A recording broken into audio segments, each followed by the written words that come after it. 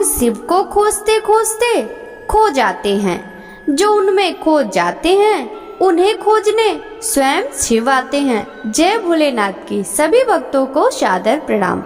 भक्तों, आप नियमित प्रातः 5:30 बजे हमारे चैनल पर शिव महापुराण की कथाएं श्रवण करते हैं। साथ ही प्रातः 5 बजे पुरुषोत्तम मास महात्म्य की कथाएं भी श्रवण करते हैं। साथ ही सभी वारों की कथाएं, तिथि ज्ञान इत्यादि की जानकारी भी आपको हमारे चैनल के माध्यम से दी जाती है। यदि अभी तक आपने चैनल को सब्सक्राइब नहीं किया है तो अवश्य ही कर ले, साथ ही बेल आइकन भी प्रेस कर ले, जिससे आने वाले हर नए वीडियो का नोटिफिकेशन आपको तुरंत ही मिल सके। शिव महापुराण के कल के अध्याय में आपने अनिरुद्ध को बाण द्वारा नाग पास में बांधना तथा दुर्गा की कृपा से उसका मुक्त होना, श्री कृष्ण द्वारा राक्षस सेना का संहार, बाणासुर की भुजाओं का विध्वंस, बाणासुर को गढ़ पद की प्राप्ति, गजासुर की तपस्या एवं वध, दुदुम्बि निरहाद का वध, विदल और उत्पल नामक दैत्यों का वध की कथा का रसपान किया था।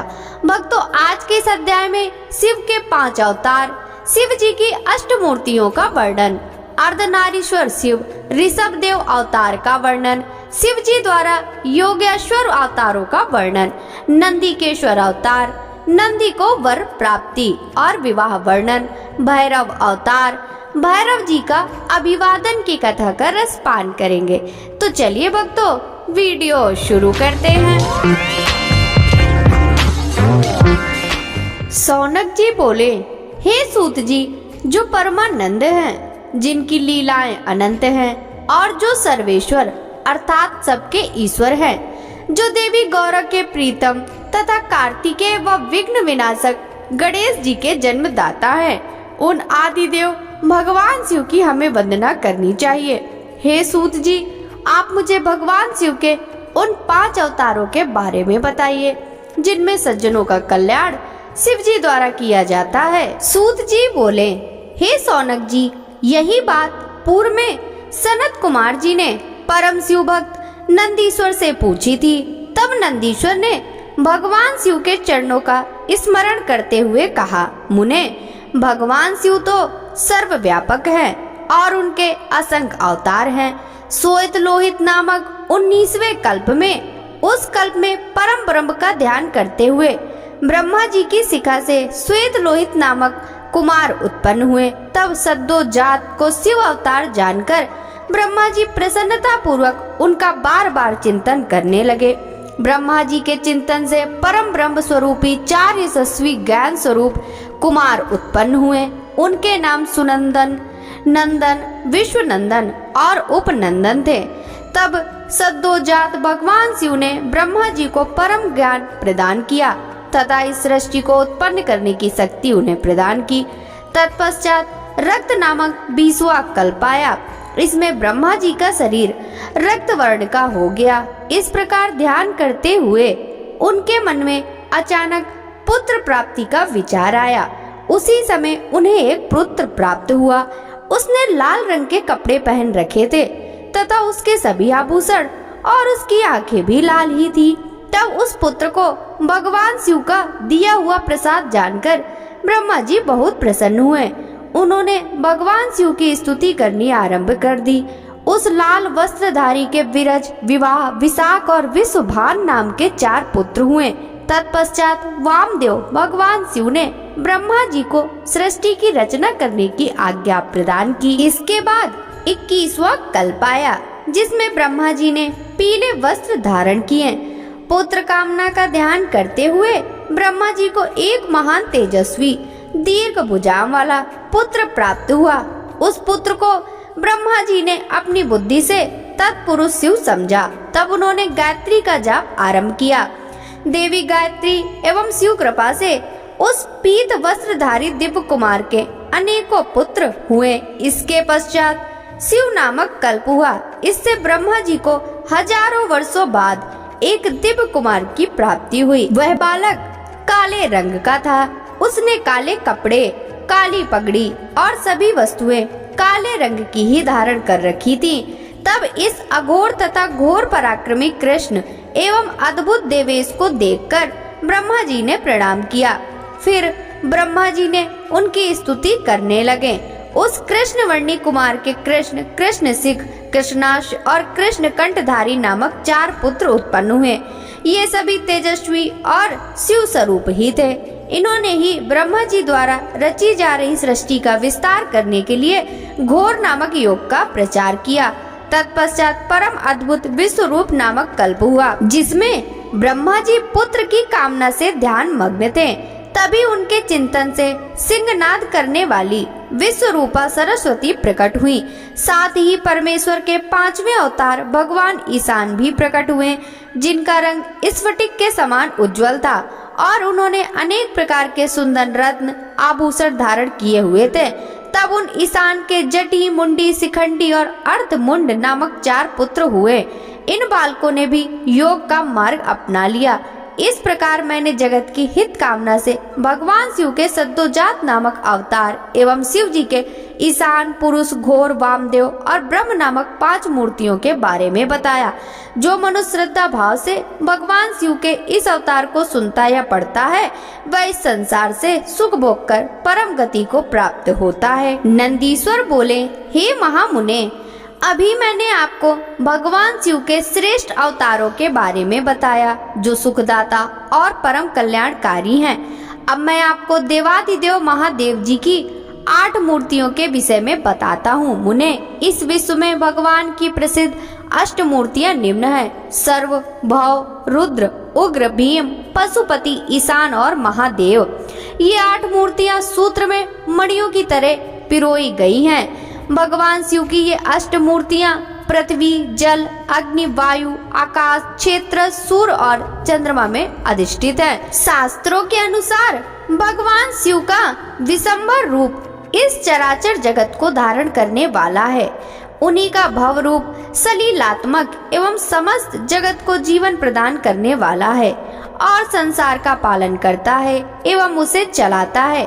यही तीसरी मूर्ति का उग्र रूप है। महादेव जी के आकाशात्मक रूप को भीम कहते हैं, जिससे राज समुदाय का भेदन होता है। भक्तवत्सल भगवान शिव का पशुपति रूप आत्माओं का अधिष्ठान करने वाला, संपूर्ण क्षेत्र में निवास करने वाला है। यही पशु एवं जीवों के पास को काटने वाला है। महादेव जी का इस संसार को प्रकाशित करने वाला रूप सूर्य रूप ईशान है और यही आकाश में फैला हुआ है। भगवान शिव का अमृतमय रश्मियों वाला तथा संसार को तृप्त करने वाला रूप महादेव के नाम से पुकारा जाता है। आत्मा देवाधिदेव भगवान शिव का 8वां मूर्ति रूप है और उन्हें अन्य मूर्तियों की व्यापिका है। भगवान शिव के इस अष्टमूर्ति स्वरूप के कारण ही पूरा संसार शिवमय है। जिस प्रकार पौधों को पानी से सींचने से शाखा एवं फूल पुष्पित होते हैं, उसी प्रकार शिव स्वरूप से यह विश्व परिपुष्ट होता है। जिस प्रकार पिता पुत्र को देखकर हर्षित होता है, उसी प्रकार इस जगत के पिता भगवान शिव भी अपने भक्तों को हर्षित और प्रसन्न देखकर संतुष्ट होते हैं और उन्हें आनंद की प्राप्ति होती है। इसीलिए हमें सदैव भक्ति भाव से उनकी प्रसन्नता हेतु कार्य करना चाहिए। नंदीश्वर बोले, जब ब्रह्मा जी द्वारा रची हुई इस सृष्टि का विस्तार नहीं हुआ, तब वे बड़े चिंतित होकर विस्तार के उपायों के विषय में सोचने लगे। ब्रह्मा जी ने विचार किया, यदि कोई इस संबंध में मेरी मदद कर सकता है तो वे सिर्फ भगवान शिव हैं। तब अपने आराध्य देव भगवान शिव को प्रसन्न करने हेतु उन्होंने शिव शिवा के संयुक्त रूप की आराधना करनी आरंभ कर दी। उनकी स्तुति से प्रसन्न होकर भगवान शिव उनके सामने प्रकट हुए और बोले, हे ब्राह्मण, कहो क्या चाहते हो? अपने मनोरथ के विषय में बताओ ताकि मैं उसे पूरा करने में तुम्हारी मदद कर सकूं। भगवान शिव के इस प्रकार के वचन सुनकर ब्रह्मा जी ने अपने दोनों हाथ जोड़कर भगवान शिव की स्तुति की और बोले, हे देवाधिदेव महादेव शिव शंकर, आप तो अपने भक्तों के रक्षक हैं। आप उनके समस्त दुखों को दूर करके उनको अभीष्ट फल प्रदान करते हैं। भगवान, आपकी आज्ञा अनुसार मैंने सृष्टि की रचना की है, परंतु भगवान, मेरे द्वारा रची गई सृष्टि का विस्तार नहीं हो रहा। यदि यह कार्य किसी तरह से होता रहा तो कभी भी सृष्टि में वृद्धि नहीं हो पाएगी। तब ब्रह्मा जी के इन वचनों को सुनकर भगवान शिव बोले, हे ब्राह्मण, मैं जानता हूँ कि तुमने अपनी सृष्टि में प्रजा की वृद्धि के लिए मेरी पूजा आराधना की है। यह कहकर शिव जी ने अपने शरीर से देवी शिवा को अलग कर दिया। देवी शिवा को वहां देखकर ब्रह्मा जी देवी शिवा की स्तुति करने लगे और कहने लगे, देवी, आपके पति भगवान शिव की ही कृपा से इस सृष्टि का सृजन हुआ है। भगवान शिव बोले, हे ब्रह्मा जी, मैंने आपके मनोरथ को पूर्ण करने के लिए ही देवी शिवा को प्रकट किया है। इस सृष्टि का विस्तार तभी संभव है जब मैथुनी सृष्टि की रचना हो, इसलिए तुम इस कार्य की पूर्ति करो। यह सुनकर ब्रह्मा जी भगवान शिव और शिवा दोनों की प्रसन्नता हेतु कार्य करने लगे।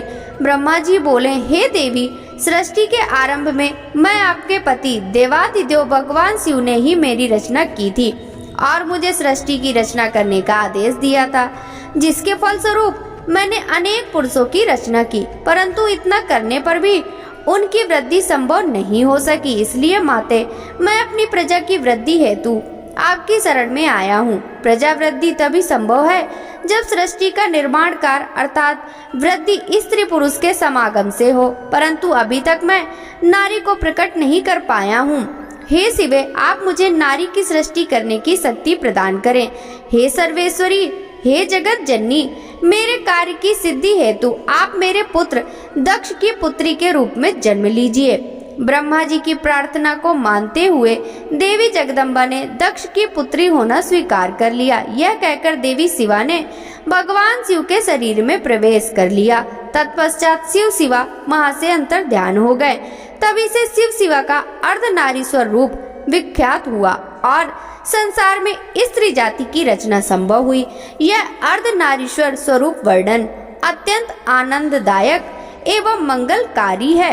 नंदीश्वर बोले, हे सर्वज्ञ सनत कुमार जी, एक बार ब्रह्मा जी से भगवान शिव बोले, ब्राह्मण, 7वें मनवंतर में 12 कल्प होगा। इसमें कल्पेश्वर भगवान प्रकट होंगे जो तीनों लोकों को अपने दिव्य प्रकाश से आलोकित करेंगे और तुम वैवस्वत मनु के प्रपौत्र बनोगे। उन मनवंतर में 4 युग होंगे। द्वापर युग के अंत में मैं ब्राह्मणों की रक्षा करने और उनका हित करने हेतु अवतार धारण करूंगा। द्वापर युग में व्यास जी प्रभु का रूप धारण करेंगे। कलयुग के अंत में मैं देवी शिवा सहित श्वेत नामक ब्राह्मण मुनि के रूप में प्रकट होऊंगा। हिमालय पर्वत पर मेरे श्वेत, श्वेत सिक, श्वेताश्व और श्वेत लोहित नामक 4 शिष्य होंगे।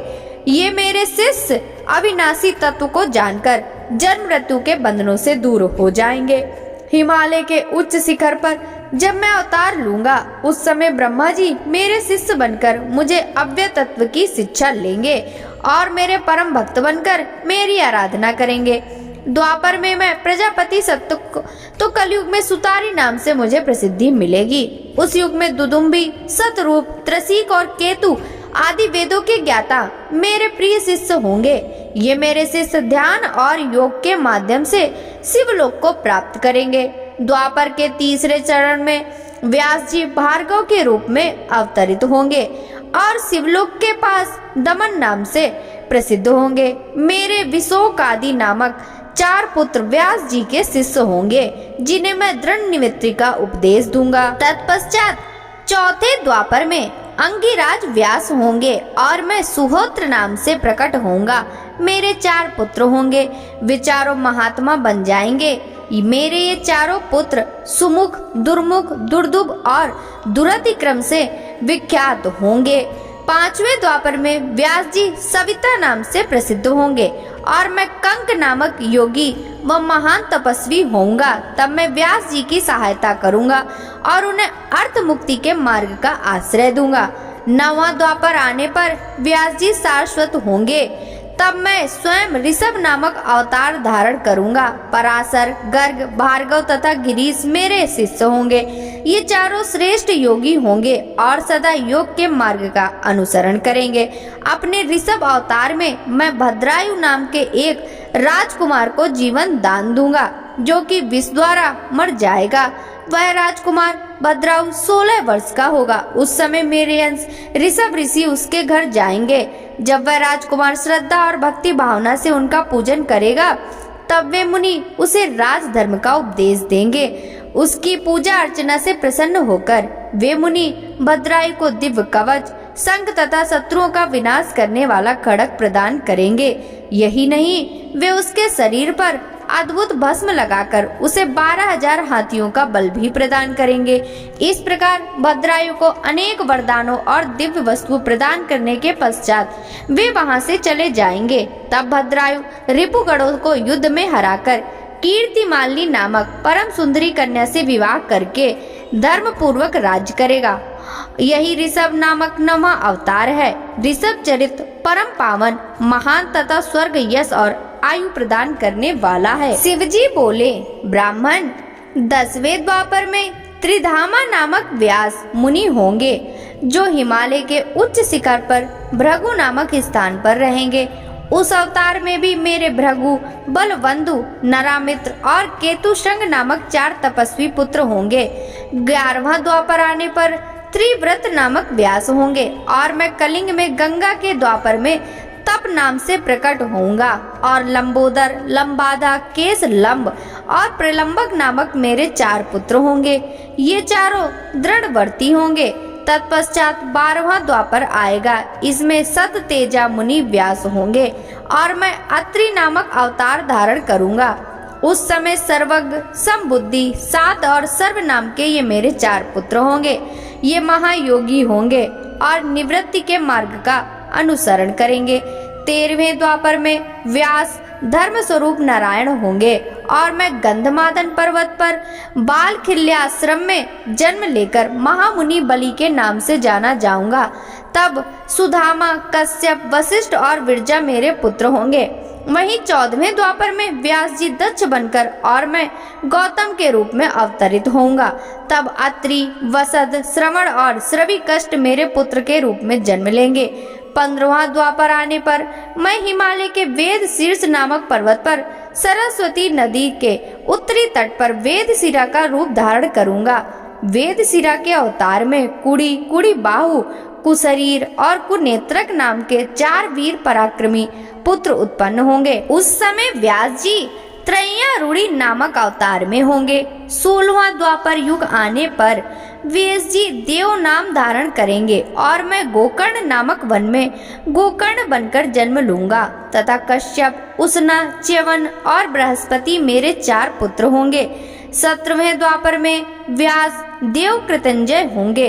मैं गुहावासी नाम से अवतार लूंगा और उतय, वामदेव, महायोगा और महाबल मेरे पुत्र होंगे। 18वां द्वापर आने पर मैं शिखंडी पर्वत पर, जहाँ शिखंडी वन है, महाशिखंडी नाम से अवतरित होऊंगा और ऋतंजय व्यास होंगे। उस समय वासृवा, रुचिक, शवाश्वय और यतीश्वर मेरे पुत्र तपस्वी होंगे। 19वें द्वापर युग में महामुनि भारद्वाज व्यास होंगे और मैं माली नाम से हिमालय के शिखर पर जन्म लूंगा।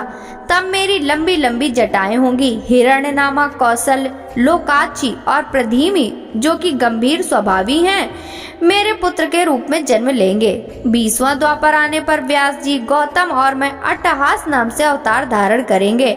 सुमंत, वरवरी, विद्वान, कंधम और कुड़निबंधर मेरे ये संपन्न पुत्र होंगे। 21वें द्वापर युग में मैं दारुक नाम से पैदा होऊंगा और मेरे नाम से उस स्थान का नाम दारुवन हो जाएगा। पल्च, दंभारणी, केतुमान और गौतम मेरे पुत्र होंगे और वात्स्रवा व्यास होंगे। 22वां द्वापर युग आने पर व्यास जी सुमायण के रूप में अवतार लेंगे और मैं वाराणसी में लांगली भीम के अवतार के रूप में प्रकट होऊंगा। उस समय मुझ हलायुधारी शिव का दर्शन सभी देवता करेंगे तथा भल्लरी, मधु, पिंग और श्वेत केतु मेरे पुत्र होंगे तथा वे धार्मिक रुचि रखने वाले होंगे। 23वें द्वापर में व्यास तृणाबिंदु मुनि होंगे। तब मैं कालिंजर नामक पर्वत पर श्वेत नाम से उत्पन्न होऊंगा। उसिक, बृहद्रस, देवल और कवि नाम के 4 तपस्वी पुत्र होंगे। 24वें द्वापर में यक्ष व्यास होंगे। तब मैं सूली नामक महायोगी के रूप में जन्म लूंगा। सालिहोत्र, अग्निवेश, युवनाश्व और सरदशु मेरे पुत्र होंगे। जब 25वां द्वापर युग आएगा उस समय शक्ति नाम से व्यास अवतार धारण करेंगे और मैं मुंडीश्वर नाम से प्रकट होऊंगा। 26वें द्वापर में पराशर व्यास होंगे और मैं भद्रवट नगर में सहिष्णु के रूप में अवतरित होऊंगा। 27वां द्वापर आने पर मैं सोम शर्मा नाम से प्रभास नामक तीर्थ में अवतार धारण करूंगा। उस समय व्यास जी जातुकर्ण नाम से प्रसिद्ध होंगे। 28वें द्वापर युग में भगवान श्री हरि विष्णु पराशर के पुत्र के रूप में जन्म लेंगे और उनका नाम द्वैपायन व्यास होगा। उस समय श्री कृष्ण अपने छठे अंश के वसुदेव के पुत्र के रूप में जन्म लेकर वसुदेव नाम से जगत प्रसिद्ध होंगे। तब मैं लकुली के नाम से प्रकट होऊंगा। इस प्रकार देवादिदेव भगवान शिव ने मनवंतर के चतुर्योगियों के योगस्तारों का वर्णन किया। इन 28 योगेश्वतारों में उनके 4 परम प्रिय शिष्य होंगे, जो शरीर पर भस्म और मस्तक पर त्रिपुंड, गले में रुद्राक्ष की माला धारण किए होंगे। ये शिष्य विद्वान और भक्त होंगे। सनत कुमार जी ने पूछा, हे प्रभु, आप महादेव जी के अंश से उत्पन्न होकर भगवान शिव को कैसे प्राप्त हुए? कृपया कर मुझे इस उत्तम कथा का वर्णन सुनाइए। नंदीश्वर बोले, हे ब्रह्मा पुत्र सनत कुमार जी, सिलाद नामक एक धर्मात्मा मुनि थे। एक बार जल पुत्र की कामना से सिलादी ऋषि इंद्र की तपस्या और उनका ध्यान करने लगे। तब देवराज इंद्र ने प्रकट होकर उनसे कहा कि मैं आपकी इच्छा को पूरा करने में असमर्थ हूँ, अतः आप परम पिता परमेश्वर भक्त वत्सल भगवान शिव की स्तुति करो, वे ही आपकी इच्छा पूरी करने में सक्षम है। यह सुनकर सिलाद प्रसन्न होकर पूर्ण भक्ति भावना और श्रद्धा पूर्वक देवादिदेव भगवान शिव की तपस्या करने लगा। सिलाद की कठोर तपस्या से प्रसन्न होकर भगवान शिव ने उसे साक्षात दर्शन दिए और बोले, हे सिलाद, ब्रह्मा जी, श्री हरि विष्णु सहित सभी देवताओं और ऋषि मुनियों ने मेरे अवतार धारण करने के लिए मेरी तपस्या की और इस पूरे संसार का पिता मानते हैं। फिर भी मैं अपने आप को अपना पिता बनने का वरदान देता हूँ। मैं आपका आयोनिज पुत्र बनकर जन्म लूंगा और मेरा नाम नंदी होगा। यह कहकर भगवान शिव वहां से अंतर ध्यान हो गए। तत्पश्चात सिलाद भगवान शिव की जय जयकार करते हुए अपने आश्रम में चले गए। वहां उन्होंने सभी को यह बात बताई। कुछ समय उपरांत मेरे पिता सिलाद यज्ञ भूमि को सही कर रहे थे कि उसी समय में भगवान शिव की आज्ञा से उनके शरीर से उत्पन्न हुआ। तब चारों ओर प्रसन्नता छा गई। जब मेरे पिता सिलाद ने मेरे बाल रूप को देखा, जो सूर्य और अग्नि के समान तेज, प्रभावशाली और प्रकाशमान था, हाथ में त्रिशूल और सिर पर जटाजूट धारण किए था, तो मेरा रूप देखकर वे आनंद से झूम उठे। सिलाद बोले, हे सुरेश्वर, आपने मुझे बहुत आनंद दिया है, इसी कारण मैं आपका नाम नंदी रखता हूँ। तब मेरे पिता अत्यंत प्रसन्न होकर भगवान शिव की स्तुति करने लगे। तत्पश्चात वे अपनी कुटिया में चले गए।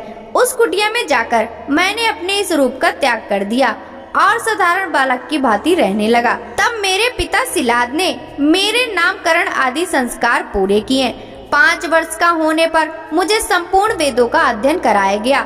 जब मैं 7 वर्ष का हुआ तो देवादिदेव भगवान शिव की आज्ञा से मित्र और वरुण नामक मुनि मुझे देखने मेरे आश्रम आए। मेरे पिता सिलाद ने उन दोनों को उत्तम आसन पर बैठाया और उनकी बहुत आवभगत की। तब वे दोनों मुझे बार बार निहारने लगे और कुछ देर पश्चात वे मेरे पिता से बोले, हे तात, तुम्हारा यह पुत्र इतनी छोटी आयु में ही सब शास्त्रों का ज्ञाता हो गया है, लेकिन इसकी आयु तो बहुत कम है। इसके जीवन का तो एकमात्र वर्ष शेष रह गया है। तब उन दोनों की बातें सुनकर मेरे पिता सिलाद अत्यंत दुख से भर गए और रोने लगे। अपने पिता को इस प्रकार दुखी देखकर नंदीश्वर ने उनसे प्रश्न किया। वे पूछने लगे, पिताजी, आप किस कारण इतना दुखी हो रहे हैं? तब पिता सिलाद ने मुझे मेरी अल्पायु के विषय में बताया। तब मैं बोला, हे पिताजी, आप इस प्रकार दुखी ना हो। मुझे देवता, दानव, यक्ष, गंधर्व, काल, यमराज या कोई भी मनुष्य नहीं मार सकता। मेरी अल्पायु में मृत्यु नहीं होगी। मेरे इस प्रकार के वचनों को सुनकर मेरे पिता सिलाद ने पूछा कि पुत्र, तुमने ऐसा कौन सा तप किया है या तुम्हें ऐसी कौन सी शक्ति प्राप्त हो गई है जो तुम ऐसा कह रहे हो? तब मैंने कहा, हे पिताजी, मैं भगवान शिव की आराधना और स्तुति से ही मृत्यु को दूर भगा दूंगा, आप चिंता ना करें। यह कहकर नंदी ने पिता सिलाद को प्रणाम किया और स्वयं वन की ओर चल दिया। नंदीश्वर बोले, हे महामुनि, मैंने वन में जाकर घोर तपस्या करनी शुरू कर दी। मैं स्वच्छ मन और श्रद्धा भाव से भगवान शिव के 3 नेत्र, 10 भुजा तथा 5 मुख वाले रूप का ध्यान करते हुए मंत्र का जाप करने लगा। मेरी दुष्कर तपस्या से अभिभूत होकर भगवान शिव प्रसन्न हुए। तब भगवान शिव ने देवी पार्वती सहित मुझे दर्शन दिए। भगवान शिव बोले, हे शिलाद पुत्र नंदी, मैं तुम्हारी इस तपस्या से बहुत प्रसन्न हुआ। तुम जो चाहो मनोवांछित वर मांग सकते हो। तुम्हारी इच्छा मैं अवश्य ही पूरी करूंगा।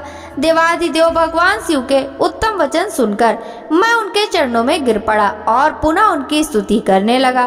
तब भगवान शिव ने अपने हाथों से मुझे ऊपर उठाया और बोले, हे वत्स नंदी, मेरे होते हुए भला तुम्हें मृत्यु भय कैसा? तुम अजर अमर हो और सदा मेरे गढ़ नायक बनकर रहोगे। मेरा तुम पर प्रेम सदा बना रहेगा और तुम मृत्यु को कभी प्राप्त नहीं होगे। तुम्हारे घर पधारे वे 2 मुनि मैंने ही भेजे थे, अतः अब तुम अपने शोक और चिंताओं को त्याग दो। यह कहकर भगवान शिव ने कमल के फूलों की माला अपने गले में से उतारकर मेरे गले में डाल दी। माला मेरे गले में पड़ते ही मेरे 3 नेत्र और 10 भुजाएं हो गईं। तत्पश्चात भगवान शिव मुझसे बोले, तुम और क्या चाहते हो? मैंने कहा, प्रभु, मैं आपकी सवारी बनना चाहता हूँ। तब महादेव जी ने अपनी जटाओं के हार समान निर्मल जल मुझ पर छिड़क कर कहा कि नंदी हो जाओ। तब उन परमेश्वर शिव की जटा से जटोरक, तिवसोता, वृषभ ध्वनि, इष्पड़ीदका और जम्बू नदियां बह निकली। ये 5 नदियां पंचद नाम से जप्तेश्वर नामक स्थान के पास बह रही हैं। जो मनुष्य इस पंचनद नामक नदियों पर जाकर प्रसन्न मन से भगवान शिव की उपासना करता है, उसे परम मोक्ष की प्राप्ति होती है। उसकी सभी कामनाएं भगवान शिव अवश्य पूरी करते हैं। भगवान शिव ने देवी पार्वती से कहा, हे देवी, मैं नंदी को अपने गढ़ों का अधिपति बनाना चाहता हूँ। शिव जी के वचन सुनकर देवी पार्वती बोली, प्रभु, मैं नंदी को अपना पुत्र मानती हूँ। तब भगवान शिव ने अपने सभी गढ़ों को बुलाकर उनसे कहा, मैंने नंदी को आप सब गढ़ों का अधिपति बनाया है। भगवान शिव का यह कथन सुनकर सभी गढ़ों ने प्रसन्नता पूर्वक उन्हें अपना स्वामी स्वीकार किया। फिर सब देवताओं और मुनियों ने नंदी का अभिषेक किया। तत्पश्चात नंदी का विवाह मरुतों की सुंदर दीप कन्या सुयसा से संपन्न हुआ। नंदी ने सपत्नीक परमेश्वर श्री को नमस्कार किया। महादेव जी ने नंदी को ऐश्वर्य संपन्न महायोगी, महान धनुर्धारी, अजय और महाबली होने का आशीर्वाद प्रदान किया। देवी पार्वती ने प्रसन्नता पूर्वक नंदी से मनोवांछित फल मांगने के लिए कहा। नंदी बोले कि हे माते, मेरी सदैव आपके चरणों में भक्ति बनी रहे।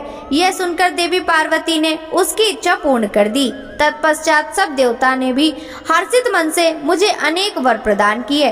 तब भगवान शिव से आज्ञा लेकर सब उनका गुणगान करते हुए अपने स्थान को चले गए। महामुनि, नंदीश्वर के अवतार का वर्णन शिव भक्ति बढ़ाने वाला और आनंददायक है। इसे पढ़ने अथवा सुनने से सभी सुखों की प्राप्ति होती है। नंदीश्वर बोले, हे सनत कुमार जी, भगवान शिव के परम रूप भैरव जी हैं। एक समय की बात है, ब्रह्मा जी सुमेरु पर्वत पर बैठकर ध्यान में मग्न थे। उसी समय देवता उनके पास आए और उन्हें हाथ जोड़कर नमस्कार करने लगे। तत्पश्चात उन्होंने पूछा, हे ब्राह्मण, इस संसार में अविनाशी तत्व क्या है? कृपया कर इस विषय में हमें बताइए। तब भगवान शिव की माया से मोहित होकर ब्रह्मा जी बोले, हे देवताओं, आपकी प्रसन्नता के लिए मैं आपको उस अविनाशी तत्व के बारे में बताता हूँ। इस संसार में मुझसे बढ़कर कोई भी नहीं है। मेरे द्वारा ही यह संसार उत्पन्न हुआ है। मैं ही स्वयंभू आज ईश्वर, अनादि भोक्ता, ब्रह्मा और निरंजन आत्मा हूँ। मेरे कारण ही संसार प्रवृत्त और निवृत्त होता है। ब्रह्मा जी के इन वचनों को सुनकर वहीं बैठे भगवान श्री हरि विष्णु को बहुत बुरा लगा। तब श्री हरि ब्रह्मा जी को समझाते हुए बोले, ब्राह्मण, तुम इस प्रकार अपनी स्वयं ही प्रशंसा ना करो, क्योंकि मेरी आज्ञा के फलस्वरूप ही तुम इस सृष्टि के रचयिता हो। इस प्रकार ब्रह्मा जी व श्री हरि आपस में लड़ाई करने लगे। दोनों ही अपने आप को बड़ा और दूसरे को निम्न समझ रहे थे। तब उन्होंने अपने को उच्च सिद्ध करने के लिए वेदों का स्मरण किया। फलस्वरूप चारों वेद वहां उपस्थित हो गए। जब ब्रह्मा जी और श्री हरि विष्णु ने उन चारों वेद को अपनी श्रेष्ठता के संबंध में पूछा, तब सर्वप्रथम ऋग्वेद भगवान शिव का स्मरण करते हुए बोले, हे ब्राह्मण, हे श्रीहरि, जिसके भीतर समस्त भूत निहित हैं तथा जिसके द्वारा सब कुछ प्रवृत्त होता है, जिन्हें इस संसार में परम तत्व कहा जाता है, वह एक भगवान शिव ही हैं। तब यजुर्वेद बोले कि उन परमेश्वर भगवान शिव की कृपा से ही वेदों की प्रामाणिकता भी सिद्ध होती है।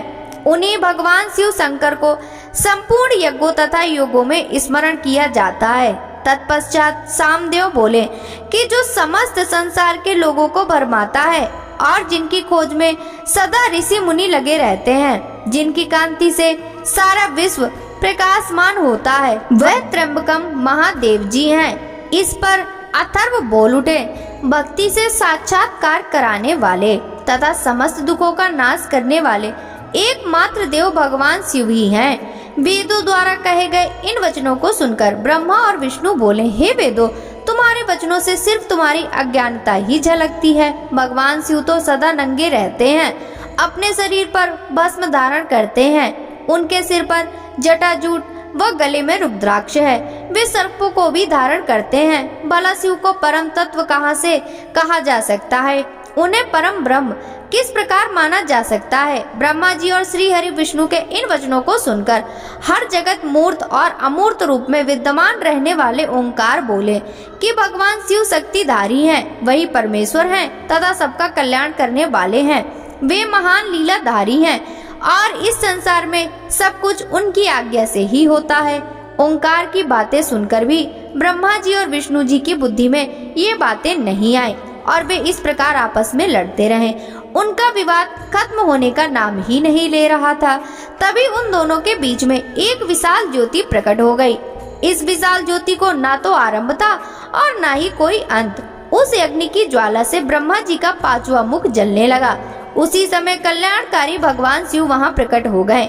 ब्रह्मा जी शिव जी से बोले, हे पुत्र, तुम मेरी शरण में आओ, मैं तुम्हारी रक्षा करूंगा। तुम मेरे सिर से ही प्रकट हुए हो। तुमने प्रकट होकर रोना आरंभ कर दिया था, इसी कारण मैंने तुम्हारा नाम रुद्र रखा था। ब्रह्मा जी के इस प्रकार वचनों को सुनकर सर्वेश्वर भगवान शिव को भी क्रोध आ गया। उनके क्रोध से तत्काल ही एक पुरुष उत्पन्न हुआ, उसका नाम भैरव था। भगवान शिव ने उस पुरुष को आदेश देते हुए कहा, हे कालराज, तुम साक्षात काल के समान हो, इसलिए आज से तुम जगत में काल भैरव के नाम से विख्यात हो गए। तुम ब्रह्मा पर शासन करो और उसके गर्व को नष्ट करो तथा इस संसार का पालन करो। आज से मैं तुम्हें काशीपुरी का आधिपत्य प्रदान करता हूँ। वहाँ के पापियों को दंड देना तुम्हारा ही कार्य होगा। वहाँ के मनुष्यों द्वारा किए गए अच्छे बुरे कर्मों का लेखा चित्रगुप्त स्वयं लिखेंगे। भगवान शिव के इस आदेश को काल भैरव ने प्रसन्नता पूर्वक ग्रहण किया। तत्पश्चात उन्होंने अपनी बाईं उंगली के अग्रभाग से ब्रह्मा जी का पांचवा सिर काट दिया। यह देखकर ब्रह्मा जी भयभीत होकर शतरुद्री का पाठ करने लगे। भगवान शिव की कृपा से दोनों के बीच का विवाद तुरंत समाप्त हो गया। उन्हें शिव जी का अपमान करने पर अत्यंत पछतावा होने लगा। भगवान शिव भक्त वत्सल हैं और अपने भक्तों का सदैव कल्याण करते हैं। उन्होंने ब्रह्मा जी और विष्णु जी को भी क्षमा करके उन्हें अभय प्रदान कर दिया। तत्पश्चात महादेव भगवान शिव ने काल भैरव को आज्ञा प्रदान की कि वे सदा ब्रह्मा और विष्णु का आदर करें और पापियों को दंड प्रदान करे। नंदीश्वर बोले, हे सनत कुमार जी, भगवान शिव का आशीर्वाद पाकर भैरव जी कालों के भी काल हुए। उन्होंने अपने प्रभु भगवान शिव की आज्ञा से कपालिक व्रत को धारण किया। काल भैरव हाथ में कपाल लेकर काशी नगरी की ओर चल दिए, परंतु ब्रह्म हत्या नामक कन्या उनके पीछे लग गई। एक दिन जब काल भैरव कपालिक वेश धारण करके भगवान नारायण के स्थान पर गए, तब त्रिनेत्रधारी भगवान शिव के भैरव रूप को आता हुआ देखकर सब देवताओं व ऋषि मुनियों ने हाथ जोड़कर उन्हें प्रणाम किया और उनकी स्तुति करने लगे। भगवान विष्णु ने अपनी प्रिया देवी लक्ष्मी से कहा, हे देवी, आज हम दोनों धन्य हो गए जो हमने भगवान शिव के काल भैरव रूप का दर्शन किया। इन्हीं ने इस पृथ्वी को धारण कर रखा है। यह भगवान शिव ही शरणागतों को शांति प्रदान करने वाले तथा सभी तत्वों से युक्त हैं। यही सब प्राणियों के अंतर्यामी और अपने भक्तों को सब कुछ प्रदान करने वाले और उनकी कामनाओं को पूरा करने वाले हैं। इनके दर्शनों से ही मनुष्य सब बंधनों से मुक्त हो जाता है। काल भैरव जी को इस प्रकार भिक्षा मांगते हुए देखकर भगवान श्री हरि विष्णु ने उनसे प्रश्न किया, हे भगवान, आप तो तीनों लोगों का राज प्रदान करने वाले हैं, भला आपको भिक्षा मांगने की क्या आवश्यकता पड़ गई। तब विष्णु जी के इस प्रकार के वचनों को सुनकर काल भैरव जी बोले, हे नारायण, मैंने ब्रह्मा जी के 5वें सिर को काट दिया था, इसलिए अपने द्वारा किए गए पाप का पश्चाताप करने हेतु मैं यह कर रहा हूँ। तब काल भैरव के इन वचनों को सुनकर भगवान विष्णु बोले, हे भैरव, आप तो समस्त दुखों को नाश करने वाले विघ्नहर्ता हैं, आप सदा ही लीलाएं करते रहते हैं। तब देवी ने भिक्षा के रूप में मनोरथी नाम की विद्या भैरव जी के भिक्षा पात्र में डाल दी। भिक्षा प्राप्त करके भैरव जी अन्य स्थान की ओर चल पड़े।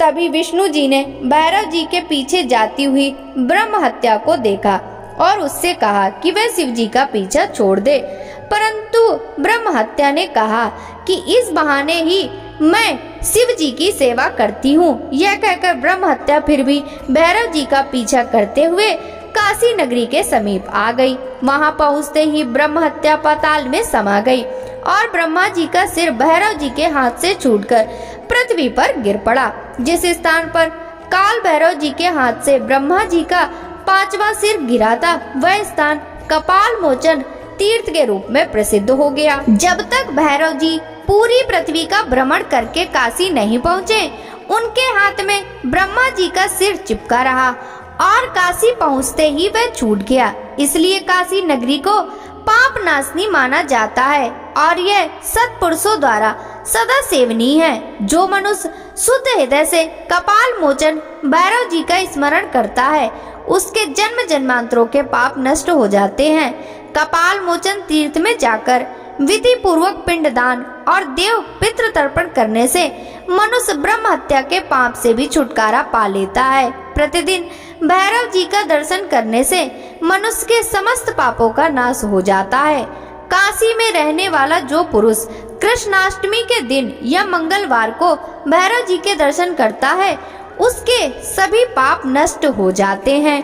भक्तों, आगे की कथा का वृतांत हम कल के अध्याय में श्रवण करेंगे। शिव महापुराण की यह कथा यदि आपको अच्छी लगी हो तो इस वीडियो को लाइक कर ज्यादा से ज्यादा भक्तों के साथ शेयर कीजिएगा।